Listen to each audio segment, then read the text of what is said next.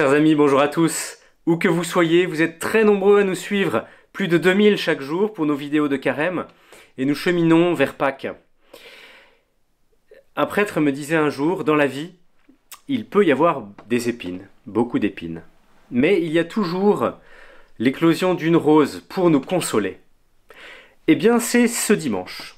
Aujourd'hui, ce quatrième dimanche de carême, c'est la rose qui éclot dans les épines de notre carême.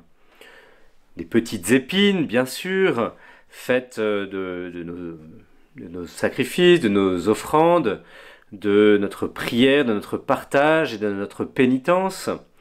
Certes, ça reste des petites épines, mais voilà, il faut les tenir et les maintenir jusqu'au bout, fidèlement. Eh bien, au milieu de tout cela, il y a ce dimanche. Ce dimanche qu'on appelle aussi le dimanche de l'Hétaré, dimanche de la joie, selon les premiers mots de l'introïte, c'est-à-dire le chant d'entrée de la messe. Je vous les donne. L'Hétaré, Jérusalem, réjouis-toi, Jérusalem, rassemblez-vous, vous tous qui l'aimez. Ne soyez plus dans la tristesse, exultez, soyez rassasiés aux sources de la consolation. Et le psaume 121 qui suit, quelle joie quand on m'a dit, nous irons dans la maison du Seigneur. Dimanche donc de la joie, au milieu de notre carême. Non pas que le carême soit un temps de tristesse, pas du tout, parce que contrairement aux Hébreux de l'Ancien Testament, qui eux pouvaient avoir une tristesse légitime, ils ne savaient pas si le châtiment de Dieu allait s'écarter d'eux, et donc ils étaient vraiment dans les larmes. Eh bien nous, si nous demandons au Seigneur pendant notre carême un vrai regret, un vrai repentir de nos fautes, eh bien nous savons quand même, nous sommes déjà dans la joie du salut. Et c'est ce que veut dire ce dimanche. Il est là, la liturgie est là pour que nous levions un peu la tête du guidon, que nous nous projetions vers le but, que nous ne soyons pas juste à faire des sacrifices pour faire des sacrifices, des efforts pour faire des efforts, sans en avoir l'objectif, sans avoir une vision claire.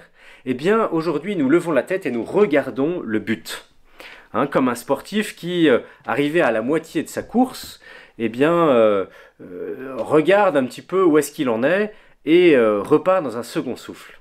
Parce que, eh bien, nous en sommes à la moitié. C'est la mi-carême. La mi-carême, c'était jeudi, mais pour garder l'esprit de pénitence, de recueillement, du carême, eh bien, c'est transféré, nous transférons cette joie, cette réjouissance au dimanche. Donc c'est la mi-carême, et c'est l'occasion pour nous eh bien, de voir plus loin. Alors, ça se joue à la fois dans la liturgie, dans les textes, et puis dans on pourrait dire, les extérieurs. Vous allez voir tout à l'heure à la messe, où vous l'avez déjà vu, le prêtre est habillé en rose.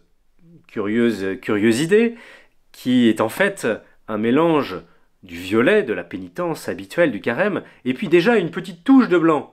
La couleur blanche de la résurrection, eh bien, on la saupoudre, et ce violet plus ce blanc eh bien, donne la couleur rose. Rose dont nous parlions tout à l'heure, qui est la consolation de ce dimanche. Rose d'ailleurs que nous pouvons retrouver à la messe, puisque aujourd'hui nous avons le droit, nous pouvons dans la liturgie fleurir l'église. Alors que les fleurs, vous l'avez remarqué, avaient disparu depuis le début du carême. Et puis il y a aussi l'orgue qui revient aujourd'hui, qui reprend ses droits, alors que depuis le début du carême, eh bien, il se cantonnait à juste l'accompagnement très discret des chants de la messe. Donc il y a tout un extérieur qui nous montre que nous prenons une bouffée d'air, une respiration. Il y a aussi différentes traditions dans l'histoire de l'Église qui montraient que ce dimanche était un petit peu différent. Il y avait la bénédiction de la rose d'or par le pape, et il bénissait une rose, toujours ce thème de la fleur qui éclot avec son parfum, sa couleur, sa beauté. Et il parcourait la ville dans une cavalcade avec cette rose, où il prêchait ensuite sur eh bien, la bonté, la beauté de cette fleur au milieu des épines. Il la donnait ensuite à tel ou tel prince ou personnage qu'il voulait honorer. Et puis, il y a la station. La station, vous le savez, c'est le lieu où le pape, pendant le carême, va célébrer. Il tournait dans les différentes églises de Rome, et chaque jour, eh bien, il y avait une station particulière. Aujourd'hui, 4e dimanche du carême, la station pour le pape eh bien, était la basilique Sainte-Croix de Jérusalem. C'est cette basilique dans laquelle il y a les reliques, certaines reliques de la Passion. À la fois des fragments de la croix, à la fois l'écriteau qui se trouvait au-dessus, hein, Jésus-Christ, roi des Juifs. Et puis il y avait aussi un clou, une ou deux épines de la couronne d'épines. Ils y sont toujours d'ailleurs, elles y sont toujours ces reliques de la Passion. Alors vous me direz, quel rapport avec la joie? C'est pas très gai de faire station dans une église qui rappelle la passion douloureuse du Christ. Eh bien, saint Paul nous dit que si. Saint Paul nous dit il y a deux chemins, avec ce texte magnifique de l'épître aux Galates, où il nous raconte eh bien, Abraham et ses deux fils, le fils de l'esclavage, Ismaël, et le fils de la promesse, Isaac, un qui vit selon la chair et l'autre selon l'esprit. Et il nous dit, à la fin de cet épître, le Christ nous a acquis la liberté. Mais comment nous a-t-il acquis la liberté? Eh bien, en vivant sa passion. La passion est là comme l'acte de libération, de rachat, de rédemption de notre vie, de notre péché. Et si nous sommes maintenant les fils de la promesse, dans la descendance d'Isaac, c'est parce que nous avons été rachetés. Notre chair, la chair d'Ismaël, a été crucifiée avec le Christ, et c'est pour ça que nous vénérons ces instruments de la passion, non pas dans un esprit morbide, mais dans un esprit de joie, puisqu'ils sont les témoins réels de cette passion qui n'est pas un symbole, mais qui a été vraiment vécue. Le prix du sang a été versé pour mon rachat, pour votre rachat personnel, pour ton rachat.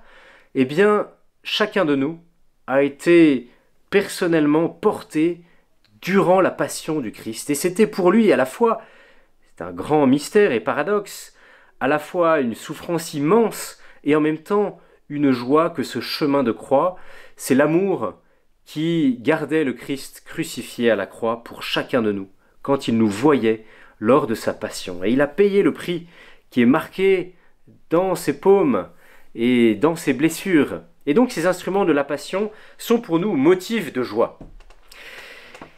Il y a aussi comme motif de joie l'évangile de ce jour, puisque il nous rappelle le don immense qui nous a été fait de la Sainte Eucharistie, c'est la multiplication des pains.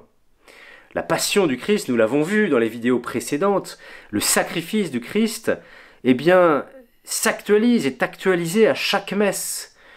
Et ces instruments de la passion, cette croix glorieuse et ce sang qui se répand, eh bien, nous en bénéficions à chaque messe. Et à chaque messe, nous sommes invités à demander au Seigneur eh bien, de nous purifier de notre péché intérieur, de notre tristesse. Nous sommes, chers amis, bien souvent écrasés, abattus par notre faiblesse, nos incapacités. Quand nous regardons le passé, bien souvent, eh bien, nous pouvons avoir ces regrets, cette culpabilité. Eh bien, tout cela, à travers la passion, nous en sommes définitivement libérés. C'est ce que nous dit saint Paul dans son épître, et puis cet évangile, multiplication des pains, c'est-à-dire la grâce qui se répand à profusion dans le temps et dans l'espace pour chacun de nous. Chaque messe n'est pas là comme une exigence de l'Église, comme un commandement. Bien sûr, il y a l'assistance à la messe du dimanche, mais elle est là comme un secours, comme une bouée de sauvetage, comme une grâce qui nous est donnée pour quitter notre tristesse et mettre notre cœur dans la joie, car nous savons qu'à travers chaque communion, c'est la présence du Christ glorieux qui est là dans notre cœur.